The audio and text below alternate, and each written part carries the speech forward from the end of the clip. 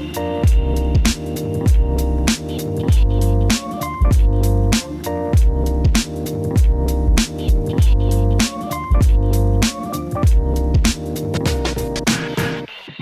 Julien Husson.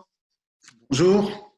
Julien Husson, vous êtes directeur de l'IAE, donc l'Institut d'administration des entreprises, Metz School of Management, donc Université de Metz, à Lorraine. Julien Husson, ça fait 15 ans que vous vous intéressez aux questions du management des organisations de santé. Je crois que vous avez une chaire aujourd'hui. Et voilà, le moins qu'on puisse dire, c'est qu'on est au cœur de l'actualité aujourd'hui.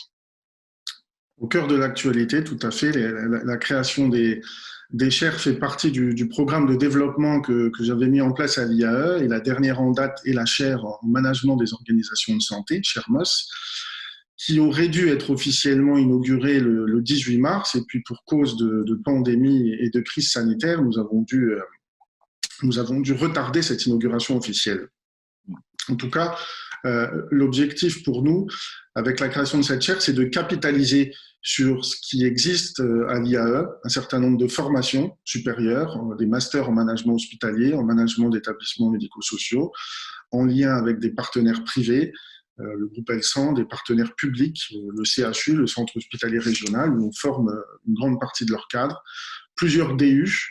En parallèle, nous avons lancé des thèses, des projets de recherche sur les organisations de santé. On a produit un ouvrage.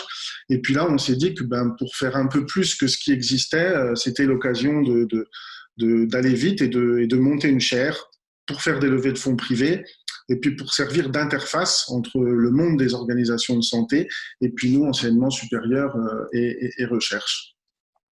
À court terme, nous avions 4 projets à valoriser. Le premier, je me suis inspiré de ce qu'a fait la FNEJ avec l'étude d'impact BSIS et j'ai contacté Michel Calica pour lui dire est-ce qu'il n'y a pas quelque chose à faire sur les hôpitaux? On parle de recomposition hospitalière territoriale, mais on fusionne, on regroupe, on diffuse finalement quel est l'impact de ces établissements de santé sur le territoire. Donc c'est un projet qu'on va lancer avec une thèse derrière.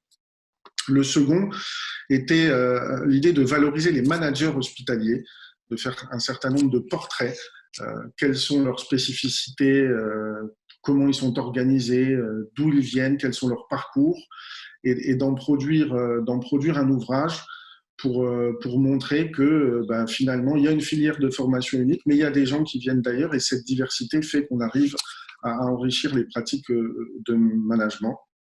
Le troisième, qui concerne plus la formation, c'est comment on fait évoluer notre offre de formation pour mieux coller à l'actualité. Et là, la crise nous montre que certainement, c'est des dimensions qui étaient peu présentes dans les formations qu'on va devoir intégrer. Et puis le dernier, c'est un clin d'œil que je fais à mes collègues d'entrepreneuriat de l'IAE, à qui on a monté la première chaire. On avait lancé un cycle de conférences qui s'appelait Entreprendre à l'hôpital. Trois belles conférences montées tous les 2 ans, et je voudrais reprendre ça pour montrer que intégrer des notions de prospective, d'évaluation, de scénario, ça peut enrichir la manière dont le manager voit l'organisation de son hôpital. Tout le monde sait que la région Grand Est est au cœur du tsunami là en ce moment. Donc tout à fait. La région Grand Est est au cœur du tsunami et on a la chance d'avoir un président de région qui est médecin. On voit le poids que prennent les régions auprès des managers hospitaliers pour gérer la crise.